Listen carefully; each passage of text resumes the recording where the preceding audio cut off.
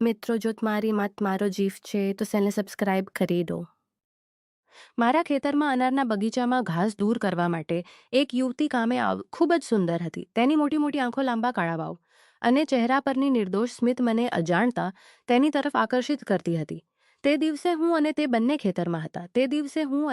ખેતરમાં હતા. કારણ કે મારી માં બીમાર હોવાને કારણે આવી શકી નહોતી. હું હજુ અપરિણિત હતો, તેથી મારું વધુને વધુ તરફ ખેંચાતું હતું. બપોરે અમે બંને ઝાડ નીચે બેસીને આરામ કરી રહ્યા હતા. તેની સુંદરતા જોઈને મારું મન બેકાબૂ થવા લાગ્યું. તો નમસ્કાર મિત્રો, મારું નામ અરુણ છે. હું એક ખેડૂત છું અને મારી પાસે 3 એકર જમીન છે. મારી ઉંમર હાલ 34 વર્ષની છે અને હું હજુ અપરિણિત છું. મેં મારી જમીન પર અનારનો બગીચો રોપ્યો છે. તે બગીચામાં ઘણું ઘાસ ઉગી ગયું હતું, જેને દૂર કરવા માટે મને એક મહિલા મજૂરની જરૂર હતી.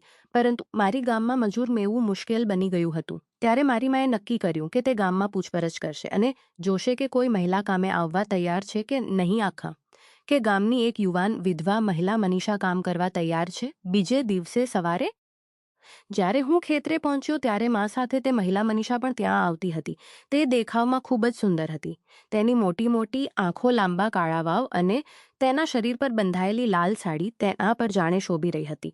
હું અને મનીષા અમે ત્રણે મળીને ખેતરનું ઘાસ દૂર કરવા લાગ્યા. કામ કરતા કરતા હું વારંવાર મનીષાની તરફ જોતો રહેતો. તે ખૂબ જ સુંદર હતી, પરંતુ તેના ચહેરા પર ઊંડા દુઃખની છાયા સ્પષ્ટ દેખાતી હતી. મેં 2-3 વાર પૂછ્યું, પણ મનીષા, તું મારી સાથે વાત કેમ નથી કરતી? કોઈના નારાજગી છે કે મનમાં કોઈ દુઃખ છે? પરંતુ મનીષા કંઈ બોલી નહીં, બસ ચૂપચાપ પોતાનું કામ કરતી રહી.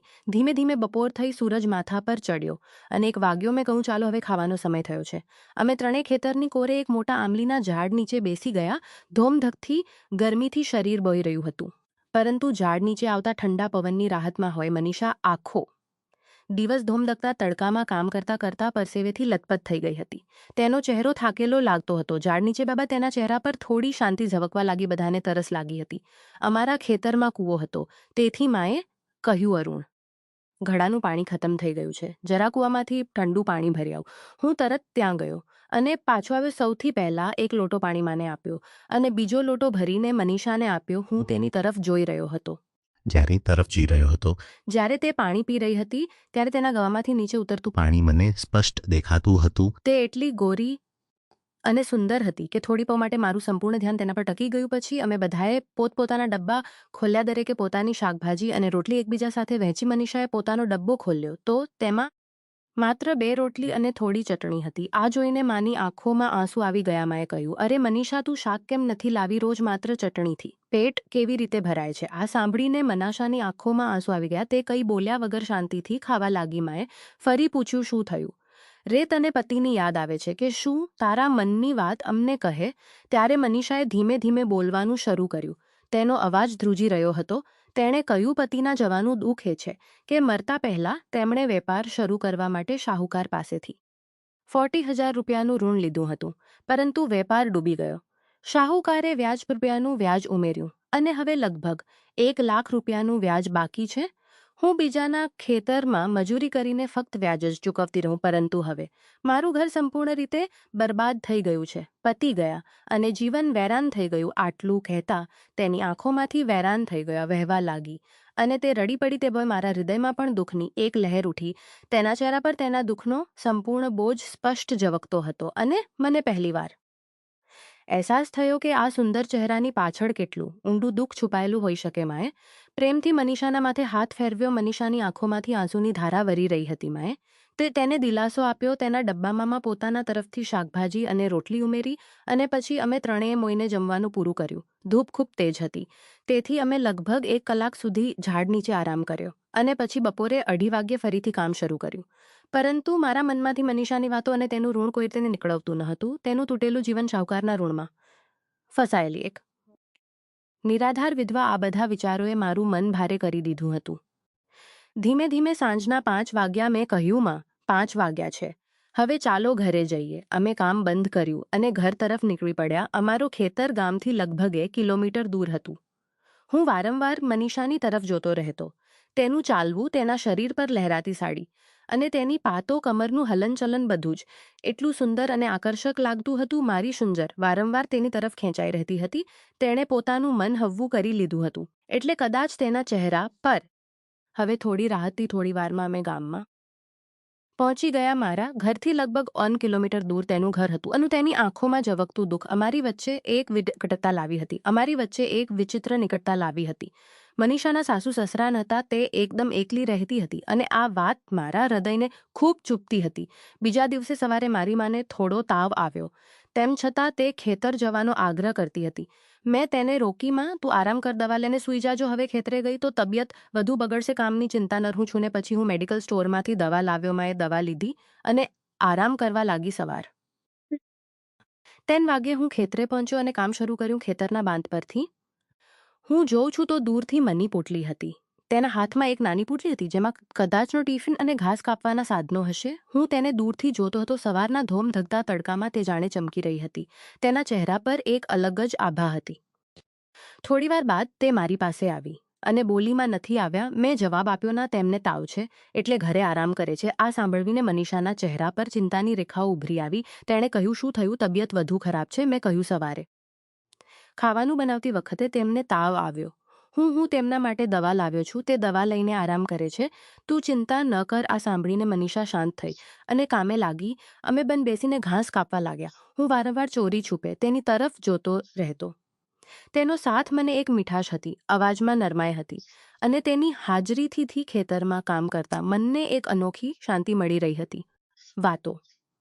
વાતોમાં બપોર થઈ ગઈ. અમને ખબર. અમે બંને સાથે ખાવાનું ખાધું. પછી નજીકના ઝાડ નીચે જઈને થોડીવાર આરામ કરવા લાગ્યા. હું તેની તરફ જોતો હતો પણ તેની આંખોમાં ફરી એ જ ઉદાસી પાછી આવી હતી. તેની આંખોમાંથી આંસુ ટપકી રહ્યા હતા. તેને આ રીતે જોઈને મને ખૂબ ખરાબ લાગ્યું. મેં ધીમેથી તેની આંખોમાંથી ખૂબ ખરાબ લાગ્યું છે. સાહ કેમ કરે છે?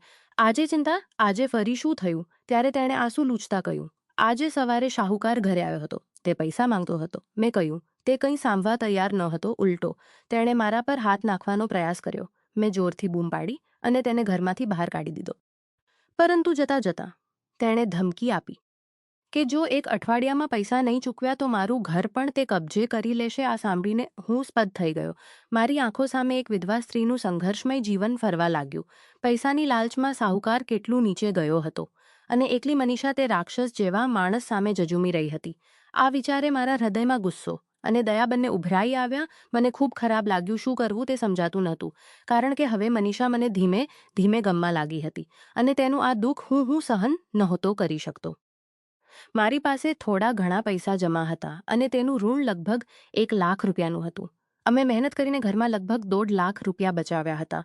પરંતુ માં પરવાનગી આપશે કે નહીં, આ વિચારે હું ઉલઝનમાં હતો. મેં મનોમન નક્કી કર્યું કે હું તેની મદદ કરીશ. મેં તેને ધીમેથી કહ્યું, મનીષા ચિંતા કર, કોઈ રસ્તો નીકળી જશે. પછી મેં કહ્યું કે હું ઘરે જઈને માની તબિયત જોઈ આવું છું અને ત્યાંથી નીકળી પડ્યો. ઘરે પહોંચ્યો, જોયું કે માનો તાવ વધી ગયો હતો. મેં તરત નજીકની હોસ્પિટલમાં લઈ ગયો. ડોક્ટરે ઇન્જેક્શન આપ્યું, થોડી દવાઓ લખી આપી અને આરામ કરવાનું કહ્યું. માને ઘરે મૂકીને મેં અલમારી ખોલી અને ડરતા 1 લાખ રૂપિયા કાઢી લીધા. મનમાં થોડો અપરાધ ભાવ હતો, પરંતુ સાથે એવું પણ લાગ્યું કે જો ખોટું બોલું કોઈને સાચી મદદ માટે હોય તો કદાચ તે ખોટું નથી. તે પૈસા લઈને હું તરત ખેતર તરફ નીકળી પડ્યો. આખો દિવસ કામ કર્યા બાદ સાંજે 5 વાગ્યા મેં મનીષાને તેણે રોકાઈને જેટલું ઘાસ કાપ્યું હતું તેને બાંધીને એક બાજુ મૂકી દીધું. હું તેની સામે ગયો, ખિસ્સામાં હાથ નાખ્યો અને 1 લાખ રૂપિયાનું બંડલ બહાર કાઢ્યું. મનીષાના ચહેરા પર આશ્ચર્ય છવાઈ ગયું. મેં તે પૈસા તેના હાથમાં મૂક્યા. તેણે મારી તરફ ઊંડી નજરે જોયું અને આશ્ચર્ય તથા ડરની મિશ્ર લાગણી સાથે પૂછ્યું, આ શું છે? મેં શાંતિથી કહ્યું, આ પૈસા તે શાહુકારના મોં પર મારીને ફેંકી દે અને જ્યાં સુધી તે ફરી ના આવે ત્યાં સુધી. આને તારી પાસે રાખ. તેણે તરત તે બંડલ મારા હાથમાં પાછું મૂકી દીધું અને બોલી, અમારી ઓળખાણને હજુ 2 જ દિવસ થયા છે અને તમે આટલી મોટી રકમ મારી મદદ માટે આપી રહ્યા છો. મને આ સમજાતું નથી. તેના ચહેરા પર ડર પણ હતો અને સન્માન પણ. તેને કદાચ યકીન ન હતું થતું કોઈ આમ જ તેની મદદ કરી શકે. મેં કહ્યું, જો તું આ પૈસા નહીં લેશે અને તારી ઇજ્જત પણ જોખમમાં આવી જશે. હું આ એટલા માટે કરું છું કારણ કે તારું દુઃખ મારાથી જોવાતું નથી. તે થોડીક પળ ચૂપ રહી, પછી ધીમે ધીમે મારી પાસે આવી અને મને ગવે લગાડી લીધો. તે આલિંગન પ્રેમનું ન હતું, પરંતુ આભારનું હતું.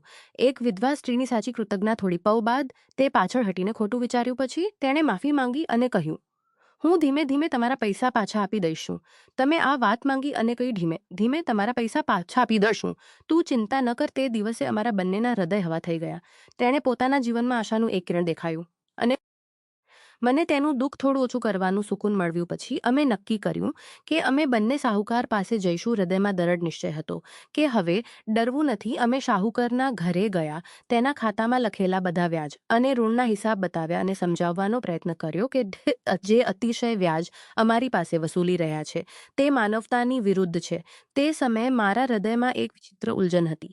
એક તરફ સુકૂન હતું કે હું કોઈના કામ આવ્યો અને બીજી તરફ ડર હતો કે માને કશું થશે. પરંતુ છતાં અમારા મનમાં એ જ ભાવના હતી કે મનીષાની ઇજ્જત અને તેનું ઉજળેલું સંસાર મારા માટે સૌથી વધુ મહત્વ ધરાવે છે. કુલ દેવું 1,00,000 રૂપિયાનું હતું અને આખરે મનીષાએ તે પૈસા શાહુકારને આપી દીધા. તેણે દરેક નોટ ગણીને જોઈ. તેના ચહેરા પર સંતોષ હતો, પરંતુ આંખોમાં હજુ પણ એક નીચી ચમક હતી. તેણે મનીષા તરફ ઘૂરીને કહ્યું, તારી પાસે તો એક ફૂટી કોડી પણ નથી, તો આટલા પૈસા ક્યાંથી લાવી? તેના લહેકામાં શંકા હતી અને નજરમાં તિરસ્કાર. મેં તેની તરફ જોયું, પરંતુ મનીષા બિલકુલ ન ડરી. તેની આંખોમાં હિંમત અને આત્મવિશ્વાસ ધબકતો હતો. તે દરડ અવાજે બોલી, મેં તારા પૈસા બરાબર પાછા આપી દીધા છે. હવે બાકીની વાતોમાં પડવાની જરૂર નથી. આગળ કંઈ ન પૂછ. આટલું કહીને મનીષાએ તેના તરફથી મોં ફેરવી લીધું અને ત્યાંથી ચાલવા લાગી. હું પણ ચૂપચાપ તેની પાછો ચાલવા લાગ્યો. તેના પગલામાં દળતા હતી, પરંતુ તેના હૃદયમાં દુઃખની ઊંડાઈ હતી જે હું અનુભવી શકતો હતો. રસ્તામાં ચાલતા ચાલતા તેણે ધીમેથી કહ્યું, મારે તારી માને મળવું છે.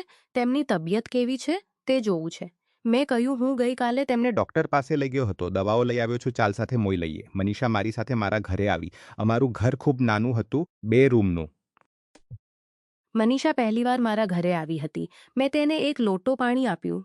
તે અંદર આવી. મનીષાએ પ્રેમથી તઈમાં ખાટલા પર સૂતેલા હતા. મનીષાએ પ્રેમથી તેના માથે હાથ ફેરવ્યો તો માએ ધીમે ધીમે આંખો ખોલીને કહ્યું, કોણ છે? મનીષા હસીને બોલી, હું. થી મનીષા તઈ તબિયત જોવા આવીશું, પરંતુ તેમને હજુ આરામની જરૂર જોવા આવીશું. માના શરીરમાં હજુ થોડો તાવ હતો, થોડો ઓછો થયો હતો, પરંતુ તેમને હજુ આરામની જરૂર. આ જોઈને મનીષાના ચહેરા પર ચિંતા ઉભરી આવી. તેણે કહ્યું, આજે હું તમારા માટે જમવાનું બનાવું છું. તેના પાડી આની જરૂર નથી, પરંતુ તેણે આગ્રહ કર્યો. તેના અવાજમાં જે અપનાપણું હતું તે સાંભળીને મારું હૃદય ભીગોઈ ગયું. આખરે તે રસોડામાં ગઈ અને ખૂબ સાદગી પરંતુ અપાર પ્રેમથી જમવાનું બનાવ્યું. શાકભાજીની સુગંધ અને રોટલીની મહેક આખા ઘરમાં ફેલાઈ ગઈ. માએ થોડું ખાધું અને કહ્યું, આજે તો તું અમારા ઘરે જમી લે. તારા ઘરે જઈને ન બનાવ. તે ઘરનું વાતાવરણ બદલાઈ ગયું. અમે ત્રણેય સાથે બેસીને જમવાનું ખાધું. મનીષા જ્યારે ખાતી હતી ત્યારે ત્યાં ચહેરા પર એક ભવી સ્મિત હતી, જે જોઈને મને અંદરથી એક અનોખું સુકૂન મળ્યું.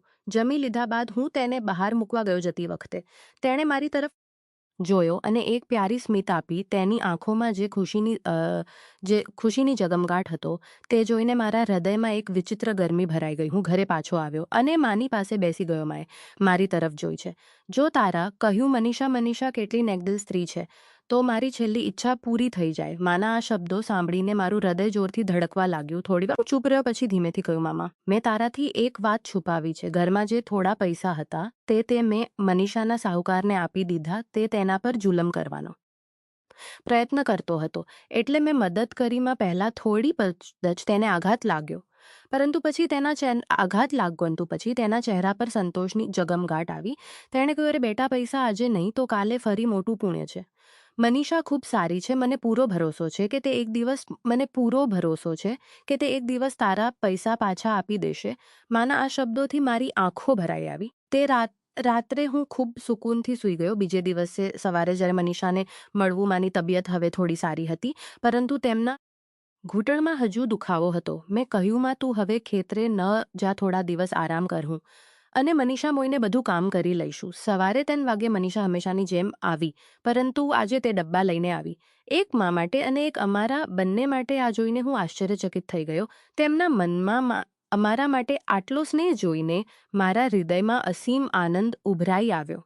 અમે બંને ખેતર તરફ નીકળવી પડ્યા. રસ્તામાં તેની સ્મિતમાં એક નિષ્કપટતા હતી, પરંતુ આંખોમાં હજુ પણ ક્યાંક ઊંડે છુપાયેલું દુઃખ હતું. તેનું આમ હસવું, શરમાવું અને બોલવું મારા હૃદયમાં ઊંડે ઉતરી રહ્યું હતું. તે વખતે મને લાગ્યું કે મારું જીવન હવે કોઈ નવા વાહક પર આવી ગયું છે.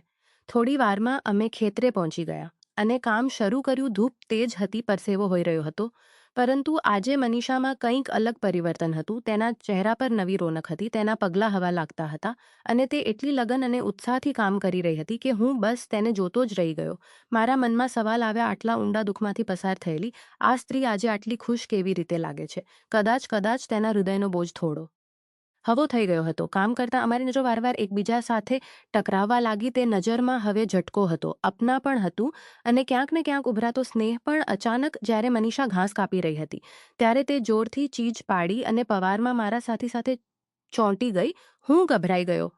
સમજાયું નહીં કે શું થયું. મારી નજર જમીન પર ગઈ તો જોયું કે ત્યાં એક મોટો કાવો સાપ આગળ વધી રહ્યો હતો. મારો હૃદય જોરથી ધડકવા લાગ્યો, પરંતુ તે હવે મારા પર સાપ કરતાં વધારે મનીષાનો અહેસાસ હાવી હતો. તે મારી બાહોમાં સમાઈ ગઈ હતી. હવે તે પણ મને પકડી રહી હતી. થોડી વાર પછી સાપ આગળ નીકળી ગયો અને મનીષા ધીમે ધીમે મારાથી અલગ થઈ. તેણે માથું નમાવ્યું. ચહેરા પર લાલી હતી, પરંતુ હોઠ અને અવ્વી સ્મિત ખીલી હતી. તે પોઈવે મને લાગ્યું કે જો તે સાપ ત્યાં ન આવ્યો હોત. મારા મનમાં તે સાપ પ્રત્યે પણ એક વિચિત્ર કૃતજ્ઞતા ભરાઈ આવી. થોડીવાર બાદ બપોર થઈ. આજે પણ મનીષા પોતગના ભરાઈ હતી, પરંતુ આ વખતે અમે બંને ખૂબ નજીક બેસીને એક જ થાવમાં પ્રેમથી જમવાનું અમારી આંખો વધુ વાત કરી રહી હતી. તેના હસતા ચહેરામાં હવે એક અલગ જ ચમક હતી. જમવાનું ખાઈ લીધા બાદ અમે એક ઝાડ નીચે બેસી ગયા. ઠંડી છાય હવ પવન અને અમારી નિકટતા બધું જ કોઈ સ્વપ્ન જેવું લાગતું હતું. હું ઝાડને ટેકો લઈને બેસી ગયો અને મનીષા બિલકુલ નજીક આવી ગઈ. મેં ધડકતા હૃદયે ધીમે તેનો હાથ પકડી લીધો. મનીષાએ એકવાર મારી તરફ જોયું, પરંતુ હાથ પાછો ન ખેંચ્યો. તેની આંખોમાં ઝટકો હતો, પરંતુ વિરોધ ન હતો. પવે અમારી વચ્ચેનું અંતર ઘટતું ગયું. અમે એકબીજા તરફ ફર્યા અને અજાણતા અમારા ચહેરાઓ વચ્ચેનું અંતર ઘટવા લાગ્યું.